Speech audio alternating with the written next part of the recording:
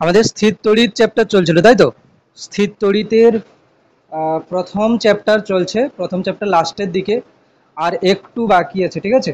লাস্টে ওই কি বাকি আছে যেন, বাকি আছে আমাদের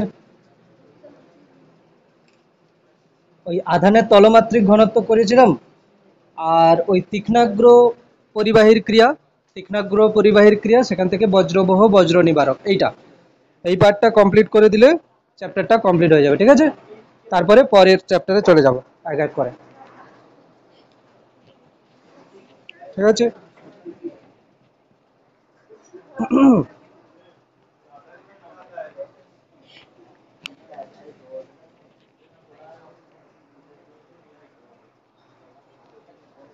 হ্যাঁ, ঠিক আছে, চল দেখি। প্রথমে আমি বলেছিলাম যে আধানের তিন প্রকার ঘনত্ব বলেছিলাম, তাই তো? আধানের তিন প্রকার ঘনত্ব বলেছিলাম। একটা হচ্ছে রৈখিক আধান ঘনত্ব, একটা হচ্ছে তলমাত্রিক আধান ঘনত্ব, আর একটা হচ্ছে আয়তন মাত্রিক আধান ঘনত্ব, ঠিক আছে? তো তলমাত্রিক আধান ঘনত্বটা নিয়েই ধরো বলছি। আচ্ছা, তার আগে এটা বলে দিই, একটা প্রশ্ন দিচ্ছি, যে প্রশ্ন হলো যে একটি এল দৈর্ঘ্যের তার, একটি এল দৈর্ঘ্যের তার এক্স অক্ষ বরাবর রাখা আছে, এক্স অক্ষ বরাবর রাখা আছে, একটি এল দৈর্ঘ্যের তার এক্স অক্ষ বরাবর রাখা আছে। তারটির আধান ঘনত্ব, রৈখিক আধান ঘনত্ব, তারটির রৈখিক আধান ঘনত্ব, রৈখিক আধান ঘনত্ব ল্যামডা সমান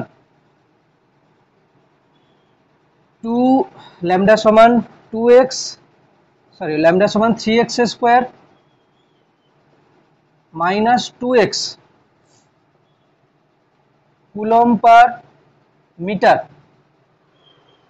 কুলম পার মিটার হলে তারটির রৈখিক আধান ঘনত্ব এটা হলে তারটিতে মোট আধান কত, তারটিতে মোট কত আধান আছে, তারটিতে মোট কত আধান আছে, এটা একটা প্রশ্ন হলো, ঠিক আছে? রৈখিক আধান ঘনত্ব দেওয়া আছে, সেখান থেকে তারটিতে মোট কত আধান ক্যালকুলেট করতে হবে, ঠিক আছে? তো কি বলতে চাইছে দেখ, বলতে চাইছে যে এরকম হচ্ছে কি, ধরো এটা এক্স অক্ষ আর এটা ওয়াই অক্ষ, এটা এক্স অক্ষ, এটা ওয়াই অক্ষ, ঠিক না? এখন কি বলেছে, এল দৈর্ঘ্যের তার এক্স অক্ষ বরাবর রাখা আছে, এল দৈর্ঘ্যের তার কি আছে না, এক্স অক্ষ বরাবর রাখা আছে। এবারে এই তারটা কিন্তু মূল বিন্দু থেকে শুরু করে এতটা পর্যন্ত ধরো আছে এল দৈর্ঘ্যের তার, এটা ধরো এল দৈর্ঘ্যের তার, ঠিক আছে? এল দৈর্ঘ্য হলো, এল দৈর্ঘ্যের তার রাখা আছে এটা। এখন এই তারটাতে যে রৈখিক আধান ঘনত্ব দেওয়া আছে সেটা এরকম, আমরা কি জানি ল্যামডা সমান কি লেখা উচিত, এখানে কি আমরা ল্যামডা সমান ডি কিউ ডি, এখানে কি লিখবো, এক্স অক্ষ বরাবর তার আছে না, এই জন্য আমরা কি লিখবো ডি কিউ বাই ডিএক্স, এটা। কারণ কি এক্স অক্ষ, যদি আমি বলি তারটা এক্স অক্ষ বরাবর আছে, এক্স অক্ষের ওপরে ছোট্ট অংশকে আমরা কি বলবো, এক্স অক্ষের ওপরে একটা ছোট্ট অংশকে আমরা বলবো কত না, ডিএক্স। তাহলে যদি এই এক্স অক্ষের একটা ছোট্ট অংশ ডিএক্স এ আধান যদি ডিকিউ থাকে, তাহলে কি হবে, ডিকিউ বাই ডিএক্স মানে কি, ল্যামডা। এইটা কত দেওয়া আছে না, 3x square minus 2x, 3x square minus 2x, এটা দেওয়া আছে। তাহলে আমার কি লেখা উচিত, ডিকিউ সমান কি লেখা উচিত না, 3x square minus 2x into d x.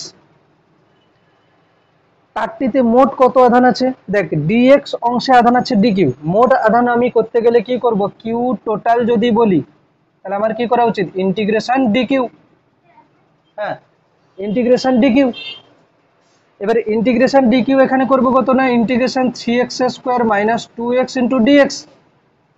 এবার বল এক্স এর লিমিট কত হবে, এটা একটু এটা হচ্ছে কি কত হবে না, 0 টু এল, কত হবে, 0 টু এল, ঠিক আছে, 0 টু এল, কেন কি এক্স এর লিমিট কোথা থেকে কোথায়, এখান থেকে তার শুরু, 0 থেকে শুরু কত পর্যন্ত যাবে, এল পর্যন্ত যাবে। ইন্টিগ্রেশন করে ভ্যালুটা বসা, ইন্টিগ্রেশন করে ভ্যালুটা বসিয়ে বল কত হচ্ছে অ্যান্সার। প্রশ্ন ছিল একটি এল দৈর্ঘ্যের তার এক্স অক্ষ বরাবর রাখা আছে, তারটি রৈখিক আধান ঘনত্ব ল্যামডা সমান 3x² - 2x কুলম্ব পার সেন্টিমিটার হলে তারটিতে মোট কত আধান আছে, এটাকে ইন্টিগ্রেশন করে অ্যান্সার বার করতে হবে কত হচ্ছে।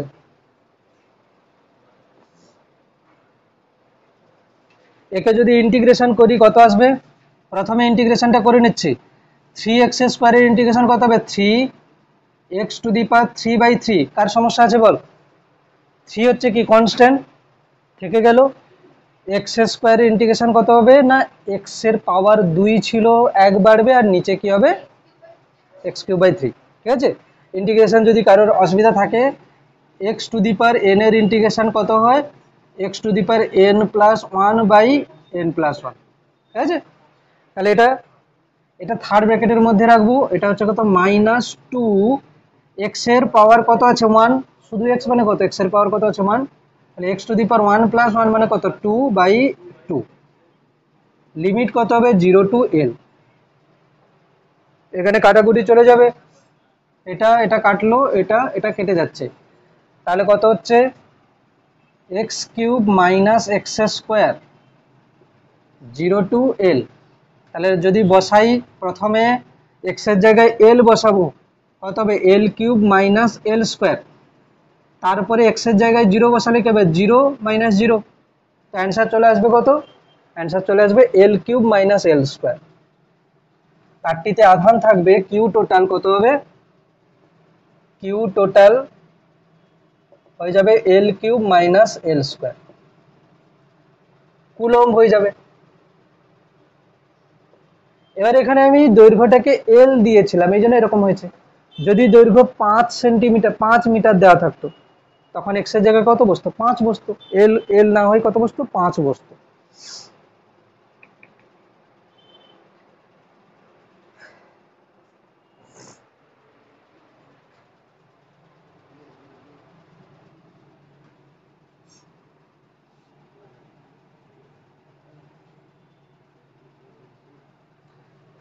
যেটা বলেছিলাম যে আধানের তলমাত্রিক ঘনত্ব,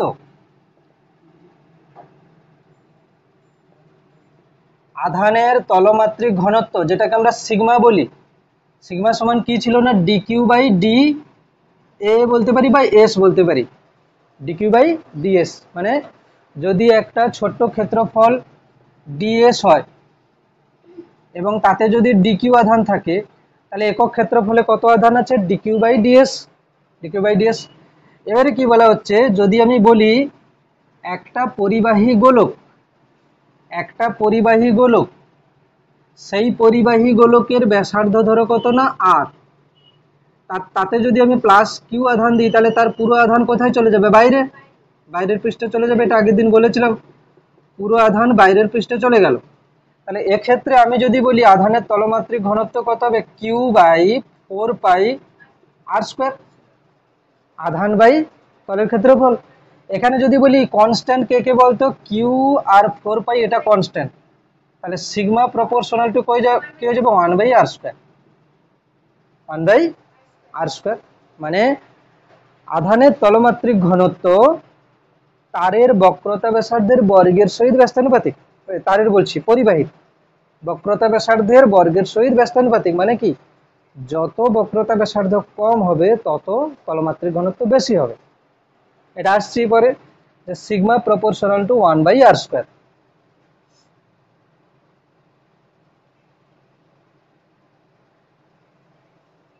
সিগমা প্রপোর্শনাল টু 1/r²।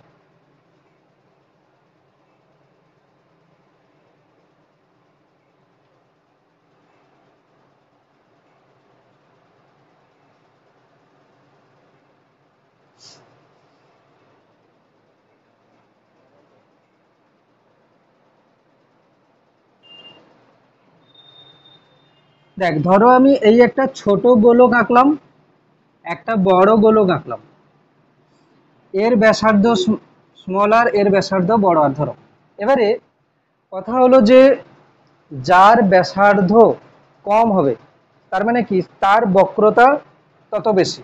মানে আমি যদি বলি বক্রতা বেশি মানে কি, বক্রতা বেশি মানে বক্রতা ব্যাসার্ধ কম।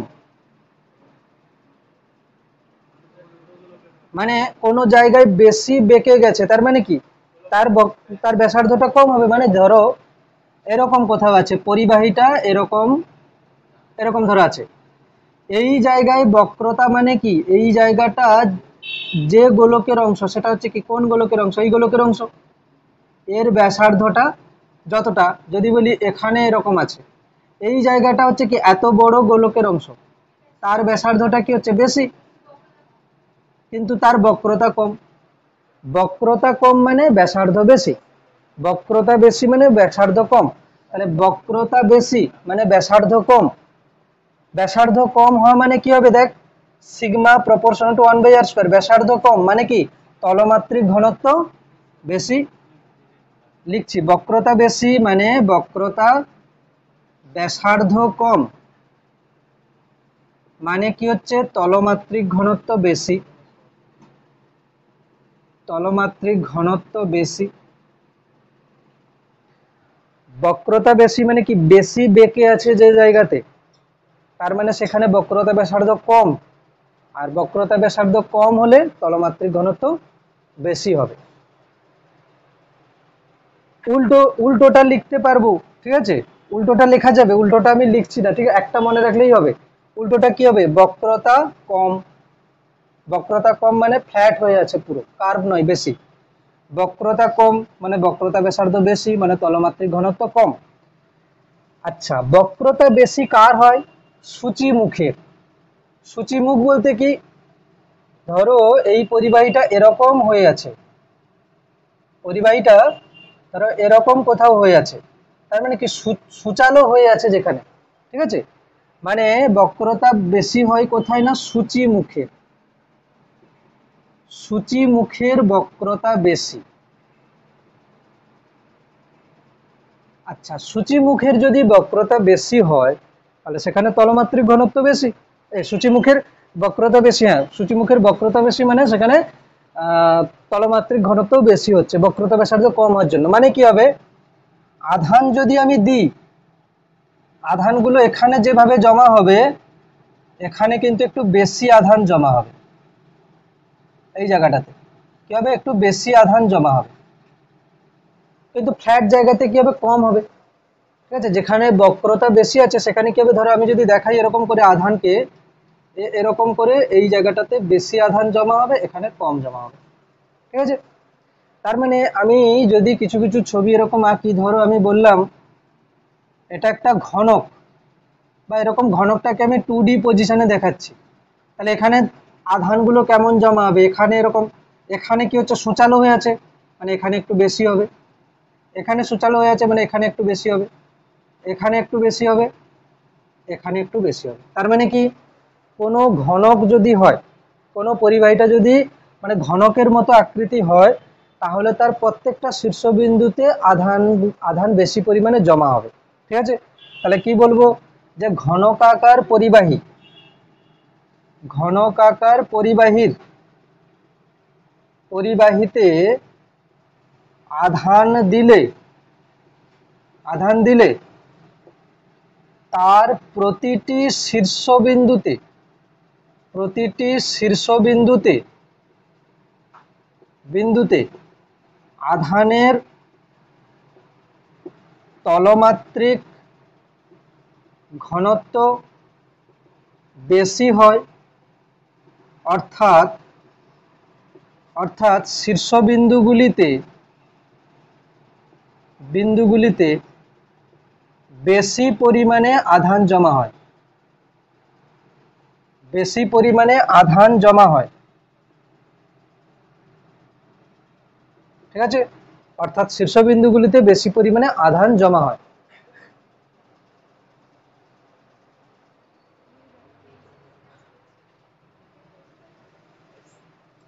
হয়েছে। আচ্ছা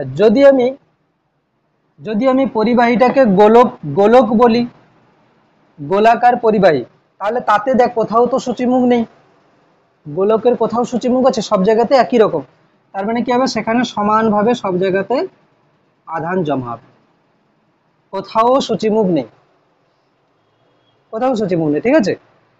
এবারে কথা হলো যে যদি কোথাও সূচিমুখ থাকে, যদি কোথাও মানে সূচালো হয়ে থাকে, তাহলে সেখানে বেশি পরিমাণ আধান জমা হবে। আচ্ছা, যদি বেশি পরিমাণ আধান জমা হয়, এই জায়গাগুলোতে আধানের ধারণ ক্ষমতা একটা আছে, যেমন একটা বালতিতে আমি জল রেখেছি, পুরোপুরি ভর্তি হওয়ার পরে আরো যদি বেশি ঢালি কি হবে, জল উপচে পড়বে, হ্যাঁ কি না, জল উপচে পড়বে তো। ঠিক একই রকম প্রত্যেকটা মানে এই যে যে সূচিমুখ, এখানে আধান জমা রাখার একটা লিমিট আছে, এর চেয়ে বেশি হয়ে গেলে কি হবে, এখান থেকে আধান ক্ষরিত হতে থাকবে, মানে ডিসচার্জ হতে শুরু করবে এখান থেকে, ঠিক আছে। বাতাসে আধান কি হবে, ডিসচার্জ হবে, বাতাসের কণাগুলোর, বায়ুর কণাগুলোর থেকে কি হবে না, বায়ুর কণাগুলোকে কাছের দিকে নেবে, সেগুলো আধানকে নিয়ে যাবে, এরকম ভাবে ডিসচার্জ হতে শুরু করবে। তোরা দেখেছিস যে কোথাও তার ছিঁড়ে থাকলে ট্রান্সফরমারের কাছে দেখবি স্পার্ক হয়, ঠিক আছে, আগুনের স্ফুলিঙ্গ হয়, এই কারণে এই যে যে আধান সূচিমুখ থেকে আধান কি হবে না, ক্ষরণ হচ্ছে সবসময়। সূচিমুখ কেন না, ওখানে ছিঁড়ে আছে, তার ছিঁড়ে আছে মানে কি, তারের সুচালো সুচালো মুখ হয়ে আছে, ঠিক আছে। তাহলে আমি কি বলবো এখানে, যে সূচিমুখ থেকে আধান ক্ষরণ হবে, ঠিক আছে, সূচিমুখ হতে আধান ক্ষরিত হতে থাকে। তাহলে আমি যদি কোথাও আধান ধরে রাখতে চাই, জমা রাখতে চাই, তাহলে তার আকার কেমন করা উচিত, গোলাকার, ঠিক আছে। তাহলে কোনো বস্তুতে আমি যদি আধান ধরে রাখতে চাই, ঠিক আছে, তাহলে কি বলবো, কোনো বস্তুতে আধান জমা রাখতে গেলে বা আধান ধরে রাখতে গেলে তার আকার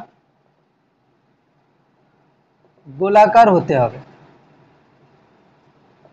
গোলাকার হতে হয়। কেন কি, গোলকের কোথাও সূচিমুখ নেই, গোলকের কোথাও সূচিমুখ নেই। তোদের এই চ্যাপ্টারটা পরে আছে তড়িৎ ক্ষেত্র চ্যাপ্টার, তারপরে আছে বিভব চ্যাপ্টার, এবং তারপরে আছে ধারক ধারকত্ব চ্যাপ্টার। ধারক মানে কি, যে ধরে রাখে। কোন চ্যাপ্টার পড়া হচ্ছে, আধানের চ্যাপ্টার পড়া হচ্ছে, মানে আধান ধরে রাখবে। ওখানে একটা দেখবি, আমি লিখে দিচ্ছি, ধারকত্ব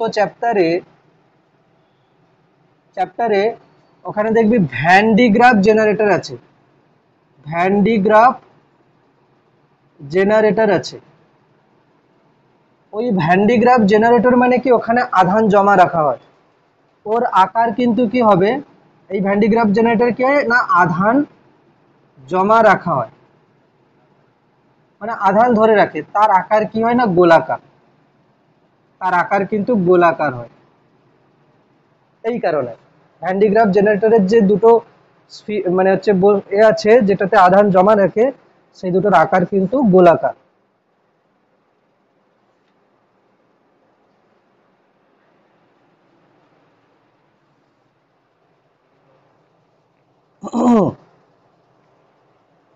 হলো, এবারে কিছু কোশ্চেন আছে, কোশ্চেন দেখবো। প্রথম যেমন গাণিতিক সমাধান সহ গাণিতিক প্রশ্ন আছে, যাদের যাদের কাছে বই আছে দেখতে পারিস, আর যার কাছে বই নেই আমি কোশ্চেনটা বলছি না হলো টুকেনে। পেজ নাম্বার হচ্ছে 9, পেজ নাম্বার 9, ঠিক আছে, পেজ নাম্বার 9 কোশ্চেন আছে, 10 সেমি ব্যাসার্ধের একটি অন্তরিত গোলক 4 পাই কুলম ধনাত্মক আধানে আহিত আছে, এর পৃষ্ঠের সর্বত্র আধানের তলমাত্রিক ঘনত্ব।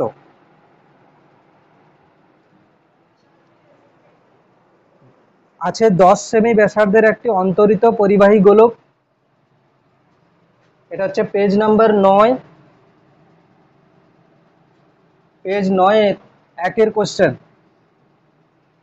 10 সেমি ব্যাসার্ধের একটি অন্তরিত পরিবাহী গোলক 4 পাই কুলম ধনাত্মক আধান। তাহলে অন্তরিত গোলকটা হচ্ছে কিনা 10 সেমি, এবং এটাতে কত আধান আছে, 4 পাই কুলম। তাহলে এর আধানের তলমাত্রিক ঘনত্ব বার করতে বলেছে কোন এককে, না coulomb metre two the power -2 এককে। আধান কুলম এককে আছে কিন্তু ব্যাসার্ধ সেন্টিমিটার এককে আছে। ঠিক আছে, এটাকে মিটারে আনতে হবে, করে করতে হবে। কর, কি উত্তর হবে?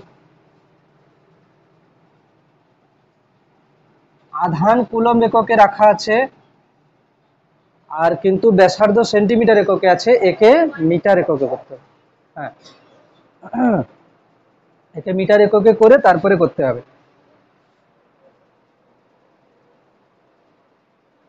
এখানে কি আছে দেখ, সিগমা সমান কিউ বাই 4πr², তাই তো? সিগমা সমান কিউ বাই 4πr²।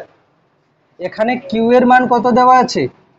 কিউ এর মান দেওয়া আছে 4π কুলম, 4π কুলম। আচ্ছা, এটা কি নিচে আছে 4πr²। দেখ আর এর ভ্যালুটা কত, আর মানে 10 সেন্টিমিটার, তাকে কি করব 10/100 মিটার। 10/100 মিটার মানে কত, 1/10 মিটার। ঠিক আছে, এক এক করে দেখবি 1/10 মিটার। তাহলে এখানে কি হবে 1/10 মিটারের স্কোয়ার। ঠিক আছে, 1/10 মিটার স্কোয়ার। 4π ক্যান্সেল হলো, তাহলে এটা কত হবে কুলম বাই কত হবে 1/100 মিটার স্কোয়ার। তাহলে কি হবে 100 পরে উঠে চলে যাবে 100 কুলম পার মিটার স্কোয়ার। আমি ক্যালকুলেশন পরপর করে দেখাচ্ছি যাতে কারোর ভুল না হয়। ঠিক আছে, হয়েছে। নেক্সট, এটা টুকে নেওয়ার পরে নেক্সট কোশ্চেন, দুয়েরটা বুঝতে কি পারিসনি বল, বোঝা গেছে? নেক্সট কোশ্চেন দুয়েরটা, এটা ক্লিয়ার করার পরে দুয়েরটা দেখবি।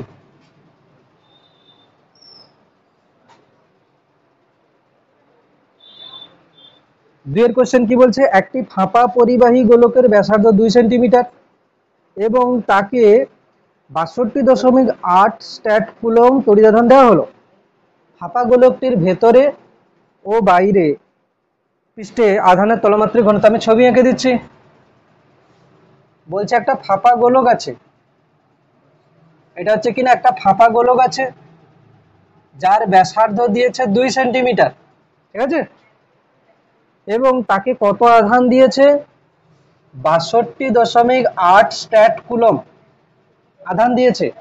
এই কথা বলবি না, 62.8 স্ট্যাট কুলম আধান দিয়েছে।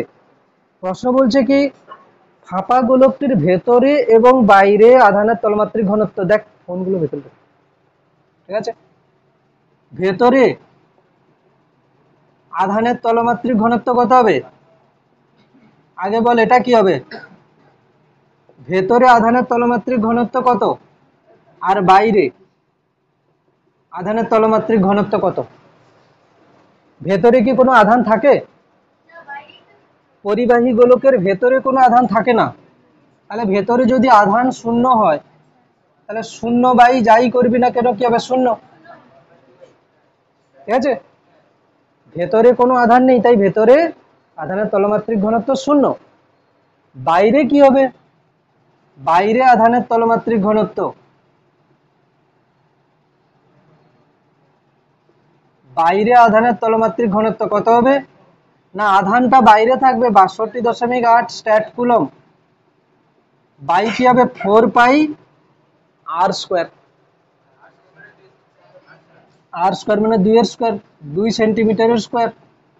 এ কত হয়ে যাবে 62.8, আর এখানে হবে 4 4 16, 2 স্কোয়ার মানে কত 16, 16, আর এটা হচ্ছে পাই, পাই এর মান কত 3.14 সেন্টিমিটার স্কোয়ার। এটা কাটাকুটি যাবে এরকম লিখলে, কাটাকুটি যাবে, দেখ কাটাকুটি যাবে, কিভাবে কাটাকুটি যাবে দেখ, এখান থেকে দেখ 62.8 এটা করে নিলাম 16, এখান থেকে দশমিক তুলেছি তাহলে কি হবে নিচে একটা 10 আসবে, আর 3.14 থেকে যদি দশমিক তুলে নিই ওপরে কি যাবে 100, 314 দ্বিগুণ হবে 628। ঠিক আছে, আর কি একটা শূন্য কেটে গেল, তাহলে কত হবে 20/16, তাই তো 20/16, 20/16 মানে হচ্ছে কত হবে? 4 দিয়ে কাটলে 4 4 16, 4 5 20, 5/4, 5/4 ভাগ করে দেখ কত হচ্ছে? 4 1 4, 1.0, 4 2 8, 2 0, 4 5 20, 1.25, 1.25 কি হবে? স্ট্যাট কুলম পার সেন্টিমিটার স্কয়ার, 1.25 স্ট্যাট কুলম পার সেমি স্কয়ার। তাহলে ভেতরে আধানের তলমাত্রিক ঘনত্ব 0, বাইরে আধানের তলমাত্রিক ঘনত্ব 1.25 stat coulomb centimetre to the power -2, মানে কোন অপশনটা হবে? Option A. ঠিক আছে, এইরকম প্রশ্ন পড়বে, ঠিকঠাক করতে হবে কিন্তু। ঠিক আছে, এরকমই প্রশ্ন পড়বে, ঠিকঠাক করতে হবে।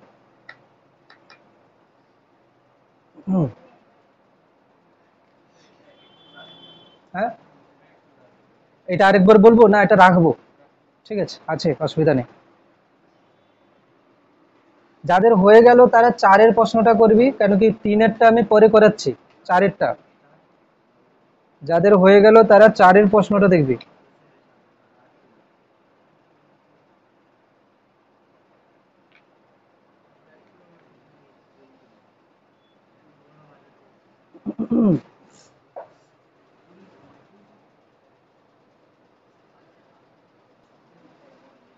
ক্যালকুলেটর ইউজ করা যাবে না, ঠিক আছে? হ্যাঁ, 4-এর কোশ্চেনটা কত উত্তর হচ্ছে? তাকে দশমিকে মোটামুটি অ্যান্সার, কোশ্চেনের অ্যান্সার আছে ওখানে অপশানে, সেই অপশানের কোনটা ম্যাচ করছে সেটা দশমিকে আছে উত্তর।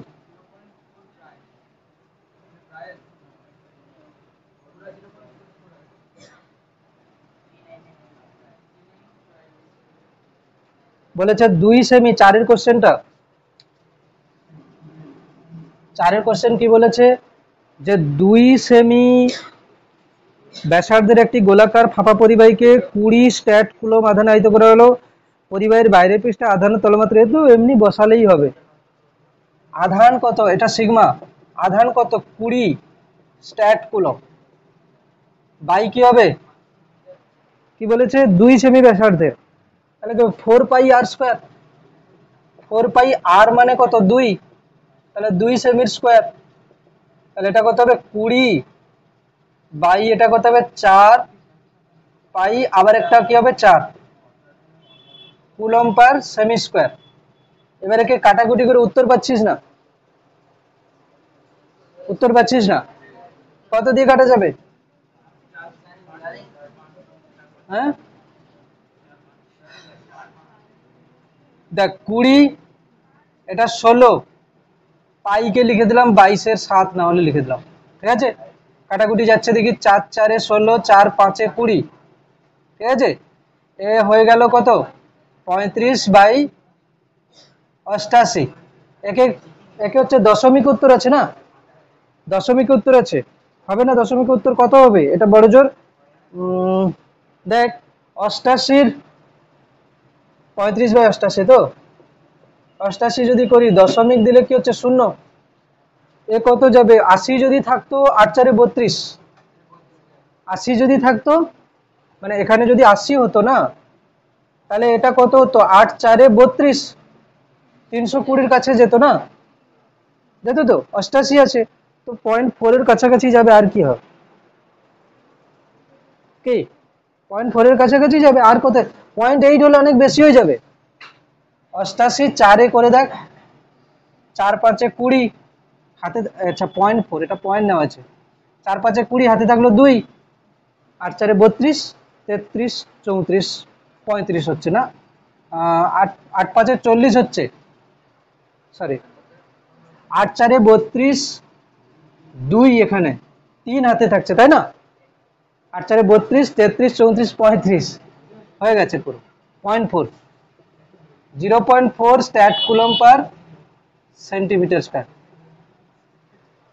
হয়েছে। কেন কেন ক্যালকুলেটর ব্যবহার না করেই করতে হবে? এটা কি এমন কঠিন কোশ্চেন? এমন কিছু কঠিন কোশ্চেন না, এগুলো তো ক্যালকুলেশন করতে হবে এরকম করে, ঠিক আছে। এবারে তিনের কোশ্চেন যদি আমি করতে চাই, আমি কিছু বলছি শোন তিনের কোশ্চেন করার আগে, ঠিক আছে। তিনের কোশ্চেন করার আগে কিছু বলছি শোন। আমি আগের ক্লাসে বলেছিলাম যে যদি এই রকম হয় যে এই গোলকটার ব্যাসার্ধ স্মল আর, ঠিক আছে, এরকম এন সংখ্যক গোলক বা জলবিন্দু যদি মিলে গিয়ে একটা বড় গোলক হয়, তাহলে তার ব্যাসার্ধ কত হবে? ঠিক আছে, আর two the power 1/3, R two the power 1/3 কি করে এসেছিল? কি করে এসেছিল দেখ, একটা এই ছোট গোলকটার আয়তন কত? 4/3 পাই আর কিউব। এরকম কতগুলো গোলক? এন সংখ্যক। তাহলে এন সংখ্যকের আয়তনটা জুড়ে গিয়ে কি হবে না 4/3 পাই বড় আর কিউব। এখান থেকে এটা কেটে গেল, তাহলে কি হচ্ছে? ক্যাপিটাল আর কিউব সমান এন ইন্টু আর কিউব, এন ইন্টু স্মল আর কিউব। এবারে কি, আমি যদি এখান থেকে কিউবটাকে নিয়ে নিই তাহলে এটা হয়ে যাবে কত? N to the power 1/3 small R. এটা মনে রাখতে বলেছিলাম, এটা টুকে নে যারা আগের দিন আসিসনি, সময় দিচ্ছি টুকে নে।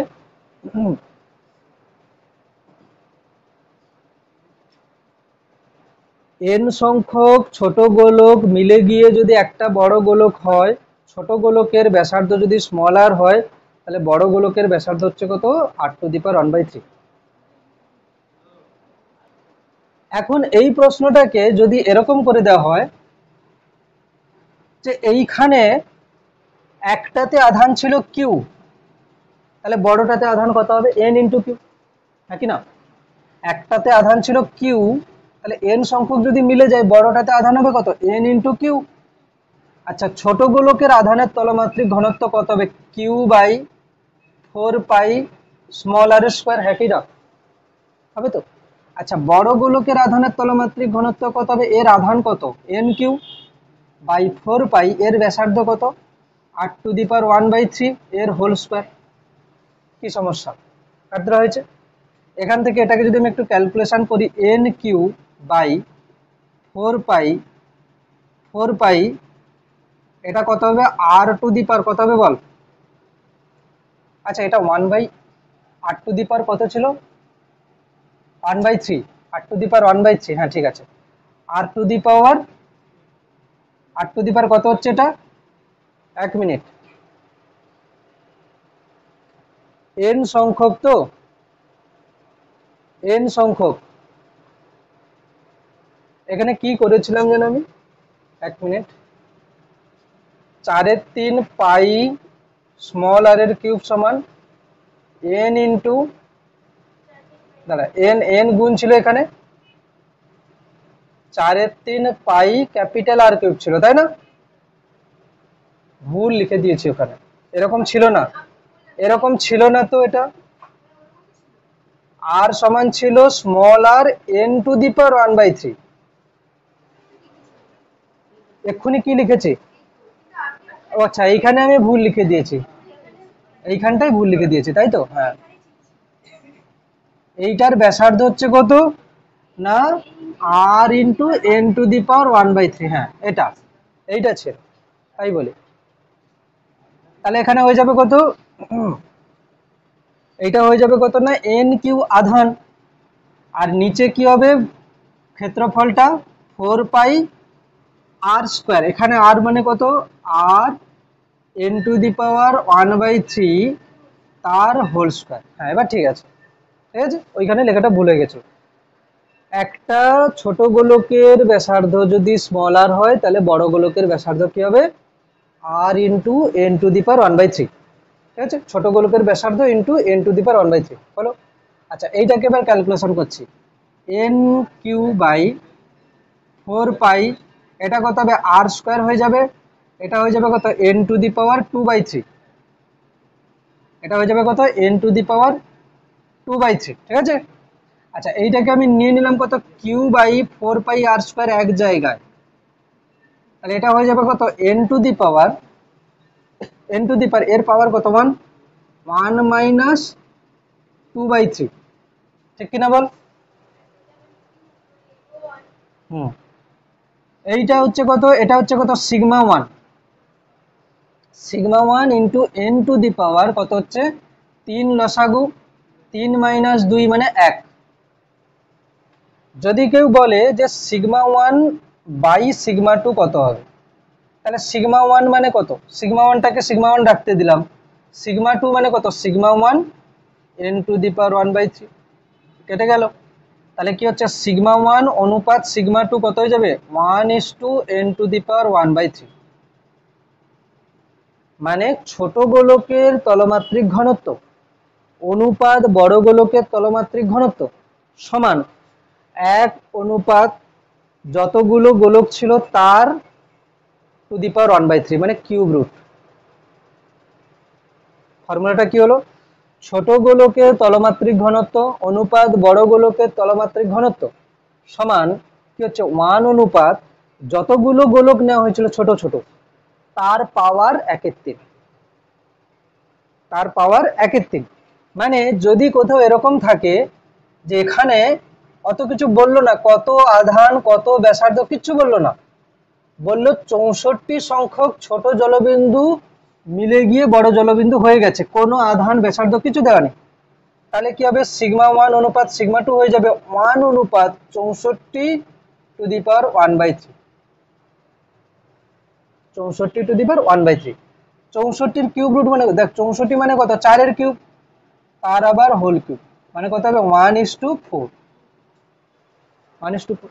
যদি কোথাও বলে প্রথমটাকে বড় দিয়ে দিয়েছে পরেরটাকে ছোট দিয়ে দিয়েছে, সিগমা 2 অনুপাত সিগমা করে দিয়েছে, তখন একই হবে 64 টু দি পাওয়ার 1/3 অনুপাত 1। ছোটটা সামনে বড়টা পরে আছে, তাহলে 1 অনুপাত n টু দি পাওয়ার 1/3। যদি বড়টাকে সামনে নিয়ে নেয় তাহলে কি হবে n টু দি পাওয়ার 1/3 তে আগে চলে আসবে। একই রকম ভাবে ধরো কোথাও আছে 125টা এরকম জলবিন্দু মিলে গেছে যাদের প্রত্যেকের আধান আছে বড় জলবিন্দু হয়েছে, এখানে সিগমা 1 অনুপাত সিগমা 2 কত হবে 1 অনুপাত 125 এর কিউব রুট কত হয় 5, 1 অনুপাত 5। দেখ কিচ্ছু অঙ্ক না করে উত্তর চলে আসবে এরকম করে। তাহলে আমাকে বল 3-এর প্রশ্নটা সলভ না করে মুখে মুখে অ্যান্সার বল, সলভ না করে কোনো পেন ইউজ না করে অ্যান্সার বলতে হবে 3-এর প্রশ্নটা। 3 মিলিমিটার ব্যাসার্ধ বিশিষ্ট একই আধানে আহিত 27টি জলবিন্দু সংযুক্ত হয়ে একটি বড় জলবিন্দু উৎপন্ন করলো, উভয় ক্ষেত্রের জন্য তলমাত্রিক ঘনত্ব অথবা 1:3, 1:3, 1:27 টু দি পাওয়ার 1/3 মানে 1:3। তাহলে সামনে যে 3 মিলিমিটার ব্যাসার্ধটা দেওয়া ছিল ওটা কি, ওটা হচ্ছে বোকা বানানোর জন্য, ওটা কোনো কাজেই নেই, ঠিক আছে। এটাকে কি করবি, এই যে ফর্মুলা না সিগমা 1 অনুপাত সিগমা 2 কি দেওয়া আছে 3:1। এক্ষেত্রে দেখ এক্ষেত্রে প্রশ্ন হচ্ছে, এক্ষেত্রে প্রশ্নটা একটু ল্যাঙ্গুয়েজটাকে ক্লিয়ার করে নে, ল্যাঙ্গুয়েজটাকে ক্লিয়ার করে নে। দেখ কি বলেছে 3 মিলিমিটার ব্যাসার্ধ এবং একই আধানে আহিত 27টি জলবিন্দু সংযুক্ত একটি বড় জলবিন্দু উৎপন্ন হলো, উভয় ক্ষেত্রের জন্য তলমাত্রিক ঘনত্বের অনুপাত, মানে কে আগে কে পরে এটা বলা নেই। উভয় ক্ষেত্র মানে আমি কি ধরবো, প্রথমেরটা ছোট পরেরটা বড়, এটা এরকম দেওয়া আছে। তবে তোদের যখন প্রশ্ন হবে তোদের কিন্তু প্রশ্নতে ক্লিয়ার করা দেওয়া থাকবে যে ছোটটার অনুপাত বড়টা নাকি বড়টা অনুপাত ছোটটা। হ্যাঁ, পরে যেমন একটা কোশ্চেন দেখাচ্ছি সেখানে তোদেরকে ক্লিয়ার করা থাকবে, যেমন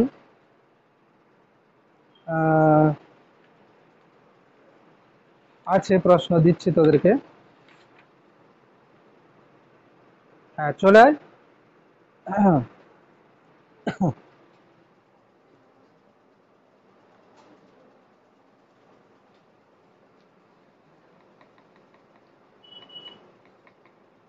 আচ্ছা এরকম যদি ল্যাঙ্গুয়েজ থাকে উভয় ক্ষেত্রের জন্য তলমাত্রিক ঘনত্বের অনুপাত, তাহলে তোরা বড় অনুপাত ছোট করবি, ঠিক আছে।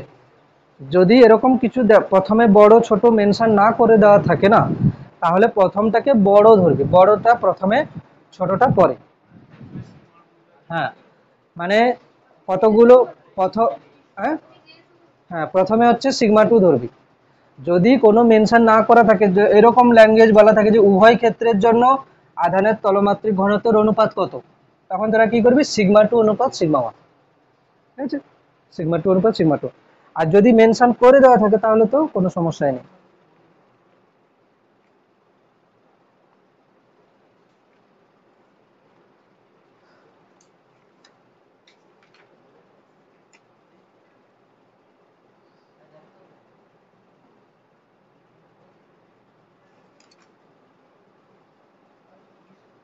নেক্সট কোশ্চেন, নেক্সট একটা কোশ্চেন দিচ্ছি পেজ নাম্বার 11-তে, পেজ নাম্বার 11-তে 5-6, 5-এর কোশ্চেন প্রথমে করবি। পেজ নাম্বার 11-তে 5-এর কোশ্চেন ফার্স্ট।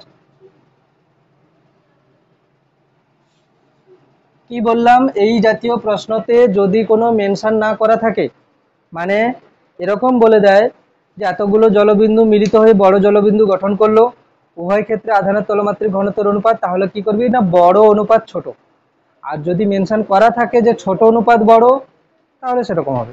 ঠিক আছে, পেজ নাম্বার 11-র 5-এর কোশ্চেন, মানে হটসের, হটসের 5, হটসের 5-এর কোশ্চেন পড়ে দেখ কি বলতে চাইছে।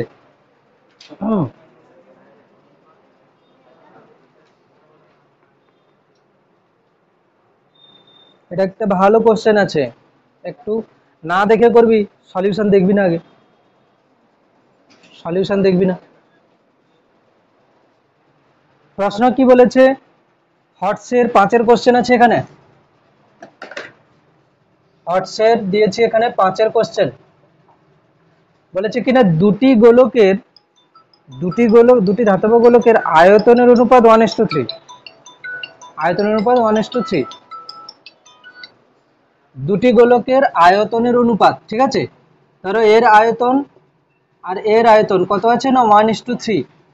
এবার কি বলেছে, দুজনের আধান, এদের সমপরিমাণ আধান আহিত করা হলো, তাহলে আধানের অনুপাত কত হচ্ছে, 1:8 আছে। আচ্ছা, 1:8 আছে, 1:8। আধানের কি বলেছে, দুজনের আধান সমান বলেছে, তাহলে আমি ধরে নিলাম এই গোলকটাতে আধান আছে, এই গোলকটাতে আধান আছে কত, কিউ, আর এটাতেও আধান আছে কত না, কিউ। ঠিক আছে, একটু ছবি এঁকে দেখ তাহলে বুঝতে পারবি, এটাতে আধান আছে কিউ, এটাতে আধান আছে কিউ, হলো। এবারে কি বলেছে, এদের এদের মধ্যে আধান বন্টন, আধান ঘনত্ব, আধান বন্টনের ঘনত্বের অনুপাত, মানে কি সিগমা ওয়ান অনুপাত সিগমা টু। সিগমা ওয়ান কত হবে দেখ, সিগমা ওয়ান হবে, আমরা যে ফর্মুলা জানি কি হবে, কিউ বাই 4 পাই, এর ধরো ব্যাসার্ধ কত না, r1, r1 স্কয়ার, এর ব্যাসার্ধ r2, এই জন্য কি হবে r2 স্কয়ার। কি সমস্যা আছে, হয়েছে তো, এরকম হবে। কিন্তু প্রবলেম হলো যে ওখানে না v1 অনুপাত v2 দেওয়া আছে, r1 অনুপাত r2 দেওয়া নেই, ওইখান থেকে একটু ক্যালকুলেশন আমাদেরকে নিতে হবে। v1 অনুপাত v2 1:8, তো v1 মানে কত, 4/3 pi r1 cube by 4/3 pi r2 cube সমান 1/8। আমি অনুপাত থেকে ভাগ করে নিলাম, অসুবিধা আছে, এতটা হলো, এটা নিয়ে কোনো সমস্যা নেই তো। গোলকের আয়তন 4/3 pi r1 cube, 4/3 pi r2 cube, 4/3 পাই 4/3 পাই গেল। ঠিক আছে, r1/r2, r1/r2, এরও কিউব তারও কিউব, তাহলে হোল কিউব সমান 1/8। তাহলে r1/r2 কত হয়ে যাবে, 1/8 এর কিউব রুট, মানে 1/2 হয়ে যাবে। 1/8 এর কিউব রুট মানে কি হবে, 1/2 হয়ে যাবে, হলো। ঠিক আছে, অসুবিধা নেই। এবার আমাদেরকে সিগমা ওয়ান অনুপাত সিগমা টু চেয়েছিল না, তাহলে sigma one by sigma two যদি করি তাহলে কত হবে দেখ, সিগমা ওয়ান মানে কত, কিউ বাই 4 পাই r1 এর square, q by 4 pi r2 square, করলে কি হচ্ছে না, কিউ বাই 4 পাই r1 এর square into 4 pi r2 square by q. ঠিক তো, ঠিক আছে, এটা হলো হয়েছে, এটা হলো। এখান থেকে কিউ কিউ কেটে যাচ্ছে, 4 পাই কেটে যাচ্ছে, তার মানে কি হবে না, sigma one by sigma two সমান কত হচ্ছে, sigma one by sigma two সমান, দেখা যাচ্ছে না, সিগমা 1 বাই সিগমা 2 হচ্ছে কত না R2 বাই R1 এর স্কয়ার। কিন্তু আমাদের এখানে ছিল কি R1 বাই R2, তাহলে R2 বাই R1 কত হবে? R2 বাই R1 হয়ে যাবে কত 2 বাই 1, তাহলে এটা কত হয়ে যাবে 2 বাই 1 এর স্কয়ার, মানে কত হবে 4 বাই 1। তাহলে সিগমা 1 অনুপাত সিগমা 2 হয়ে যাবে কত না 4:1। একটু ক্যালকুলেশন আমি ইচ্ছে করে দেখাচ্ছি যাতে সবার বুঝতে সুবিধা হয়, স্টেপ জাম্প করছি না।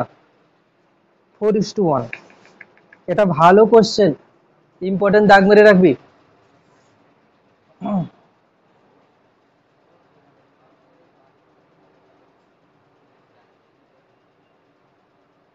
এবার বলবি যে এমসিকিউ তো আমরা করবো, এত বড় তো লেন্দি মেথড করা যাবে না, একে শর্ট কিভাবে করব, ঠিক আছে, শর্ট ভাব কিভাবে করা যাবে সেটা দেখছি।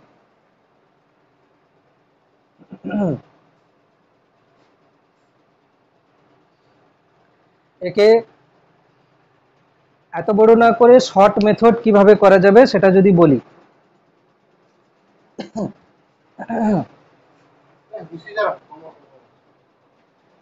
আচ্ছা দেখ, এবার এই অঙ্কটাকে শর্টে কিভাবে করছি দেখ।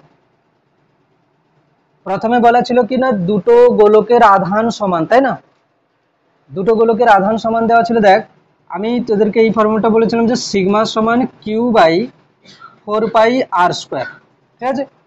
যদি দুটো গোলকের আধান সমান হয় তার মানে কি কিউ কনস্ট্যান্ট, কিউ কনস্ট্যান্ট।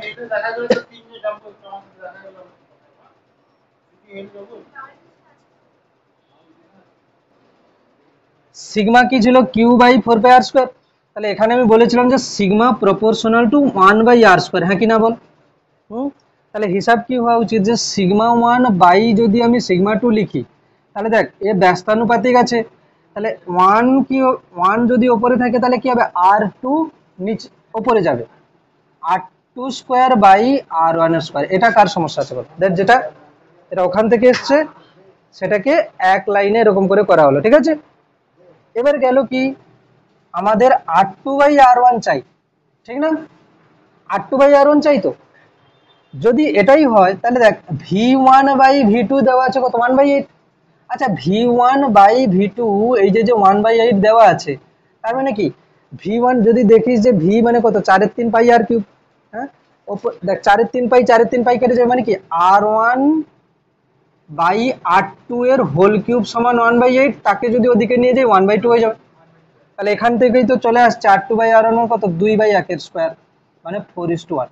এরকম করে ভাবলে তাড়াতাড়ি হবে, বোঝা গেল।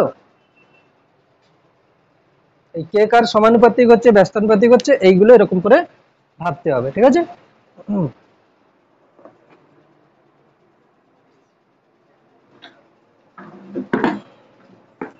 হুম হুম এটা হ্যাঁ, এবারে এবারে একটা পার্ট হচ্ছে সেটা বই বার করবি, সেটা বই থেকে বলে দিচ্ছি, দিলেই হবে, ঠিক আছে। পেজ নাম্বার 10 হচ্ছে, পেজ নাম্বার 10, পেজ নাম্বার 10-এ যেটা আছে কি সেটা হচ্ছে তীক্ষ্ণাগ্র পরিবাহীর ক্রিয়া।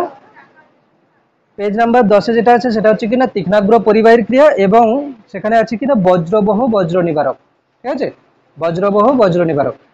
প্রথমে দেখ তীক্ষ্ণাগ্র পরিবাহীর ক্রিয়া কি না, কোনো পরিবাহীর কোথাও যদি সূচালো মুখ হয়ে থাকে সেখানে কি হবে বেশি আধান জমা হবে, এবং সেখান থেকে আস্তে আস্তে আধান কি হবে না আধানটা ক্ষরিত হতে থাকবে, ঠিক আছে। এই জন্য এখানে লেখা আছে দেখ সূচিমুখে কিভাবে তীক্ষ্ণাগ্র মানে তীক্ষ্ণাগ্র ক্রিয়াটা কিভাবে হচ্ছে। দেখ কি বলছে, পরিবাহীর তীক্ষ্ণাগ্র প্রান্তে বেশি পরিমাণ আধান জমা হয়, ঠিক, তাই একটি সূচিমুখ বিশিষ্ট পরিবাহীকে আহিত করলে সূচিমুখে আধানের তলমাত্রিক ঘনত্ব খুব বেশি হয়, অর্থাৎ সূচিমুখে সর্বাপেক্ষা বেশি মাত্রা আধান জমা হয়, ঠিক, সূচিমুখে সর্বাপেক্ষা বেশি আধান জমা হয়, হলো বেশি আধান জমা হয়।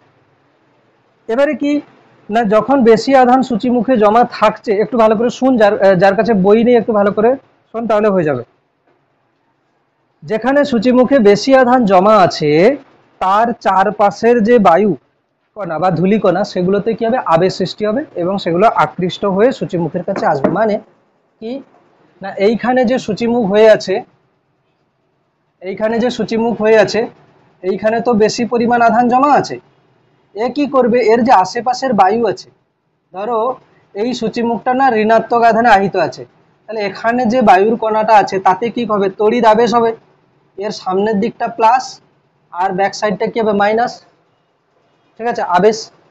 আর তোদের একটা কথা ছিল কি, যে আকর্ষণের আগে কি হয় না, আবেশ হয়। আকর্ষণের আগে আবেশ হয় মানে, যেমন ধরো এখানে একটা ধনাত্মক আধানে আহিত বস্তু আছে, এর নিস্তড়িৎ, এর এদিকে কি হবে, মাইনাস, আর এদিকে কি হবে, প্লাস। তাহলে দেখ এখন কি হবে, আকর্ষণ হবে, কেন কি মাইনাস প্লাস আকর্ষণ করবে। তো আকর্ষণ হওয়ার আগে কি হয়েছে, আবেশ হয়েছে। তাহলে ধরো এই সূচিমুখে মাইনাস আধান আছে, তাহলে কি করবে না, এর এই ধূলিকণাটা সামনের দিকটা প্লাস হবে আর ব্যাক সাইডটা কি হবে, মাইনাস হবে। ঠিক আছে, ব্যাক সাইডটা মাইনাস হবে। আকর্ষিত হলে কি হবে, এখানে চলে আসবে। ধরো এই ধূলিকণাটা যদি এইখানে এসে যায়, এইখানে যদি এসে যায়, তাহলে কি হবে, এর এই যে সূচিমুখের যে মাইনাস আর ধূলিকণার সামনের যে প্লাস, এরা কি হবে, পরস্পর প্রশমিত হয়ে যাবে। প্রশমিত হবে তো, এর এই সামনের যে প্লাস আর সূচিমুখের যে মাইনাস, এরা কি করবে, পরস্পরকে প্রশমিত করে দেবে। তাহলে তাহলে ধূলিকণাতে মানে বাকি থাকবে কত, এদিকে মাইনাস, আবার সূচিমুখে অলরেডি আগে থেকে মাইনাস ছিল, তাহলে এই সূচিমুখের মাইনাস এখন কি করবে, এই মাইনাসকে বিকর্ষণ করে দূরে সরিয়ে দেবে, সরিয়ে দেবে ধূলিকণাটাকে।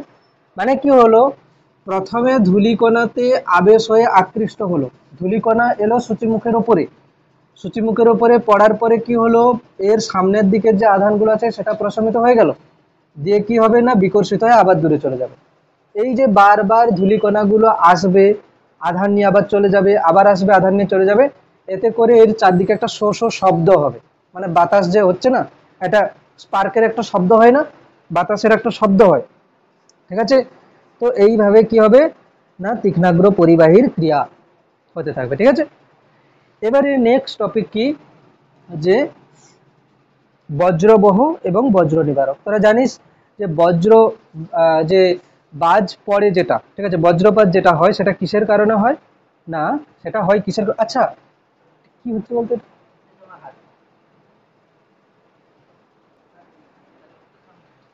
নেক্সট হেডিং দিয়ে বজ্রবহ এবং বজ্র নিবারক। ঠিক আছে, বজ্রবহ এবং বজ্র নিবারক এবং বজ্র নিবারক। দেখ দুটো নাম দেখে কি বোঝা যাচ্ছে, একটা বজ্র যদি পড়ে তাকে বহন করে নিয়ে চলে যাবে, আর একটা পড়তেই দেবে না। ঠিক আছে, পড়তেই দেবে না। এবার দেখ বজ্রপাত অ্যাকচুয়ালি কি, বজ্রপাত হচ্ছে কিনা বইতে যেটা লেখা আছে, দেখ কোনো তড়িদাহিত মেঘ যদি কোনো তড়িদাহিত মেঘে যদি তড়িদাধানের পরিমাণ খুব বেশি হয়, তখন সেটি পৃথিবী পৃষ্ঠের উপর তড়িৎ আবেশ সৃষ্টি করে, ফলে পৃথিবী ও মেঘের মধ্যে বিভব পার্থক্য বেড়ে যায় এবং তড়িৎ মোক্ষণ হয়, একে বজ্রপাত বলে। আর কি না, বজ্রপাতের সঙ্গে সঙ্গে যে শব্দ শোনা যায় তাকে বজ্রনাদ বলে। মানে কি, মেঘ কেন আহিত হবে, দেখ মেঘ হচ্ছে মানে কি, ধরো জলকণা আছে এখানে, মেঘ মানে কি জলকণা, তো জলকণা। তাহলে যখন বৃষ্টি শুরু হচ্ছে যখন, তখন কি হচ্ছে না, জলকণা দেখবি বায়ু প্রবাহ হয়, ঠিক আছে, মেঘগুলো, তখন কি হয়, মেঘে আর দুটো মেঘের মধ্যে ঘর্ষণ হচ্ছে, তার ফলে কি হবে, ঘর্ষণের ফলে একটা যদি প্লাস হয় আর একটা কি হবে, মাইনাস হবে, বলেছিলাম। ঠিক আছে, ধরো এই মেঘটা ধরো প্লাস হয়ে গেছে, আর এর ঠিক নিচে ধরো এটা হচ্ছে কি না মাইনাস হয়ে গেছে, দুটো মেঘের মধ্যে ঘর্ষণে, আর এটা হচ্ছে কিনা পৃথিবীপৃষ্ঠ। এখন এইটা যে হয় না, মেঘ নিশ্চয়ই এতটুকু জায়গা নিয়ে নেই, অনেক বড় জায়গা নিয়ে আছে, তো এর যে ঋণাত্মক আধানে অনেক বেশি, এবং পৃথিবীও আধানের কিন্তু একটা মানে বলতে পারি অনেক বড় উৎস। ঠিক আছে, পৃথিবীতে যত পরিমাণ ইলেকট্রন দেওয়া হোক কি না হোক, তাতে করে পৃথিবীর কোনো বিভব পার্থক্য হয় না, মানে বিভবের কোনো পরিবর্তন হয় না, এই জন্য আমরা পৃথিবীর বিভবকে শূন্য ধরে নিই। এটা পরে আসবে বিভব চ্যাপ্টারে। তো এই মেঘ আর পৃথিবীর মধ্যে একটা বিভব পার্থক্য হবে, বিভব পার্থক্য হলে কি হয়, তড়িৎ প্রবাহ হয়। বিভব পার্থক্য হলে কি হয়, তড়িৎ প্রবাহ হয়, কিন্তু তড়িৎ প্রবাহের জন্য তার দরকার। নিশ্চয়ই এই ফাঁকা জায়গা দিয়ে তড়িৎ প্রবাহ হবে, হবে না, তার দরকার। কিন্তু ফাঁকা জায়গা দিয়ে তড়িৎ প্রবাহ হয়ে যেতে পারে যদি অনেক বেশি বিভব পার্থক্য হয়, মানে লক্ষ লক্ষ যদি ভোল্টেজ পার্থক্য হয়, ঠিক আছে। তখন কি হবে না, এই যে যে বায়ু যে আছে না, এ তখন নিজেই তড়িৎ প্রবাহ হতে শুরু করবে, মানে এখান থেকে একটা কারেন্ট যেতে শুরু করবে, ঠিক আছে। বিদ্যুতের ঝলক নিশ্চয়ই তোরা দেখেছিস কিরকম হয়। তো ওখানে কিন্তু কোনো তার আছে নেই, কিন্তু লক্ষ লক্ষ ভোল্টেজ পার্থক্যের জন্য, বিভব পার্থক্যের জন্য ওই বায়ু মধ্য দিয়েই কিন্তু এরকম করে কারেন্ট যেতে শুরু করবে। এবারে এই কারেন্ট যাবে কোথায়? যে পথকে সহজ মনে করবে সেই পথে যাবে। তড়িৎ প্রবাহ সেই পথে যায় যে পথে সহজ হবে। সহজ হবে মানে কি? ধরো এইখানে যদি একটা বড় গাছ থাকে, এখানে ধরো যদি একটা বড় গাছ থাকে, তাহলে গাছের ওপরেই পড়বে। যদি বড় বিল্ডিং থাকে তাহলে বিল্ডিং এর উপরেই পড়বে, ঠিক আছে। মাঝ সমুদ্রে যদি একটা জাহাজ থাকে, ঠিক আছে, তাহলে তার উপরেই পড়বে, কেন কি তার যে টাওয়ার আছে ওটাতেই হচ্ছে কি বড় জায়গা, উঁচু জায়গা, ওখানেই পড়বে, ঠিক আছে। এখন যদি বজ্রপাত হয়ে যায় কোনো বিল্ডিং এর উপরে, তখন কি করবে না, এই বিল্ডিং আছে এখানে কি করা হয় না, একটা সূচি মুখ রাখা হয় এরকম করে, দিয়ে কি করা হয় না, এর মধ্য দিয়ে নিচে চলে যাবে, ঠিক আছে। এর মধ্য দিয়ে কি হবে না, বজ্রপাত যদি পড়ে তাহলে নিচে চলে যাবে। মানে কি, প্রথমে দেখ, প্রথমে নিবারণের চেষ্টা করবে। প্রথমে নিবারণের চেষ্টা কেমন করবে? যেমন সূচিমুখের আধান ক্ষরণ হয়েছিল। মানে কি, মানে ধরো এইখানে ঋণাত্মক আধানের মেঘ এলো, ঠিক আছে, এইখানে ঋণাত্মক আধানের মেঘ এলো, তাহলে সূচিমুখে কি হবে, প্লাস, হ্যাঁ কি না? আর সূচিমুখের এই দিকে কি হবে, মাইনাস, তড়িদাবেশ, এ পৃথিবীতে চলে যাবে, ঠিক আছে, এ পৃথিবীতে চলে যাবে। আর এর এই যে যে প্লাস আছে কি হবে না, এই মাইনাস এই প্লাসকে আকর্ষণ করবে, মেঘটা ধরো আসবে, প্লাস মাইনাস প্রশমিত হতে পারে, প্রশমিত হতে পারে, আবার নাও হতে পারে। যদি এর আধান অনেক বেশি হয়, দেখা গেল প্রশমিত হলো না, এ পুরো আধান এখানে চলে এলো, তাহলে কি হবে, এর মধ্য দিয়ে বয়ে নিয়ে মাটিতে চলে যাবে, ঠিক আছে। তাহলে বজ্রবহ কি হচ্ছে না, বাড়িতে একটা এরকম সূচিমুখ করা থাকবে বাড়ির একদম ওপরে, আর এটা হচ্ছে কিনা একটা মোটা তামার পাত, যেটাকে মাটির অনেক গভীরতা পর্যন্ত পোতা থাকবে। এটা হলো কি বজ্রবহ। আবার এটাই বজ্র নিবারক হিসাবে কাজ করতে পারে যদি এখানে মেঘের আধান খুব একটা বেশি না হয়, ঠিক আছে। এবারে এইগুলোকে এক এক করে বলেছে, রিডিং পড়বি একবার, ঠিক আছে। এবারে বজ্রপাতের সময় নিরাপদ আশ্রয়স্থলগুলো কোনটা কোনটা হতে পারে না, লোহার কাঠামো নির্মিত বাড়ি।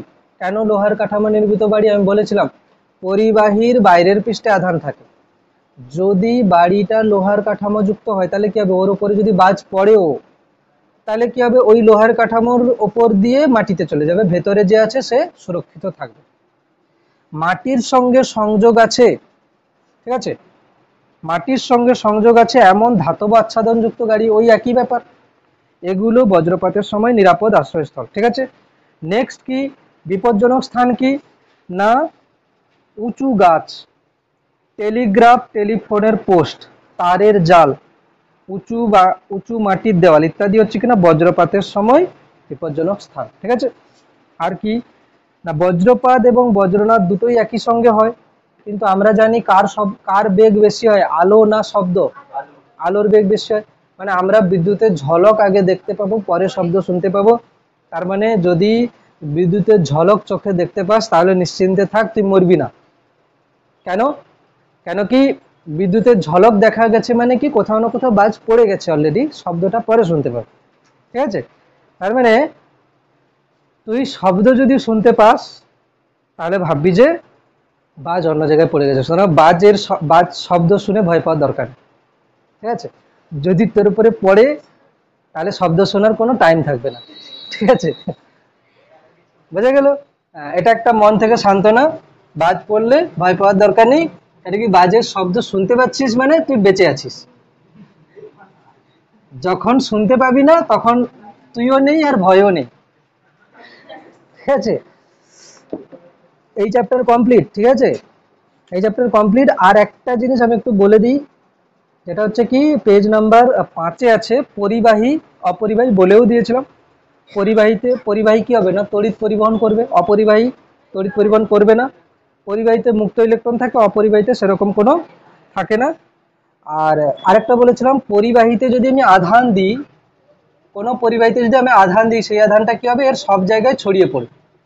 আর অপরিবাহীতে যদি আধান দিই, এইখানে যদি আধান দিই তাহলে এখানেই থাকবে, কোথাও ছড়িয়ে পড়বে না। ঠিক আছে, হয়েছে।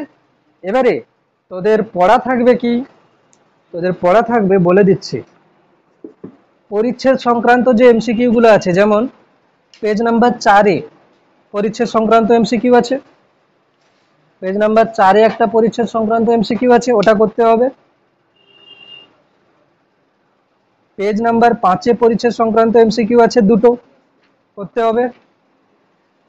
পেজ নাম্বার 8-এ আছে পরিচ্ছেদ সংক্রান্ত প্রশ্ন 9টা, পেজ নাম্বার 9-এ আছে দুটো, চারটে আছে পেজ নাম্বার 9-এ, পেজ নাম্বার 10-এ আছে দুটো। ঠিক আছে, এটা হলো, এগুলো হলো, হয়েছে।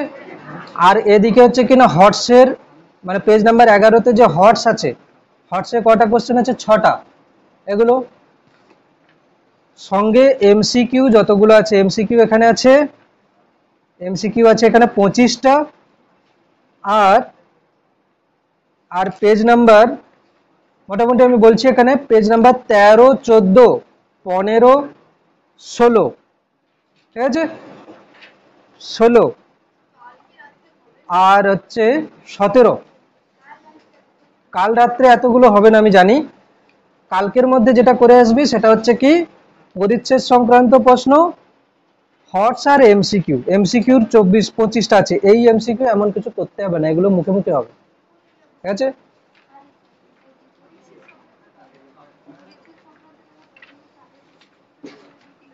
হ্যাঁ। কালকের কালকের কি বার, রবিবার, হ্যাঁ কালকে 6টার সময়। ঠিক আছে, কালকে 6টার সময় কি কি পড়া দিলাম বলছি, পরিচ্ছেদ সংক্রান্ত প্রশ্ন, হটস আর এমসিকিউ। ঠিক আছে, তারপরে এই যে যে অ্যানালিটিক্যাল স্কিল বেস টাইপ এগুলো আছে। আচ্ছা দেখ এখানে না, এই পেজ নাম্বার 14 আর 15-তে দেখবি, দেখ অ্যানালিটিক্যাল এই যে যে স্তম্ভ 1, 2 এই টাইপের প্রশ্ন কিন্তু তোদের দেবে পরীক্ষাতে, এগুলো করতে হবে। স্তম্ভ 1, 2, অ্যাসারশন রিজন, এগুলোও করতে হবে, এগুলো আছে পরে বলবো। মোটামুটি পূর্ণ সংখ্যার উত্তরধর্মীর আগে পর্যন্ত প্রশ্নগুলো করতে হবে, যে যতটা পারিস করবি। আর বইটা কিনে নিস, কিনে সলভ করিস। আরেকটা কথা হচ্ছে কি, যারা আগের ক্লাসগুলো করিসনি তারা ভিডিও দেখে যতটা তাড়াতাড়ি সম্ভব কমপ্লিট করার চেষ্টা করবে। ঠিক আছে, নাহলে যখন বেড়ে যাবে তখন আর কমপ্লিট করতে পারবি না। এখন সময় আছে মাত্র 3টে ক্লাস হয়েছে, আজকে 4 নম্বর। ঠিক আছে, এর মধ্যে কমপ্লিট করার চেষ্টা করবে।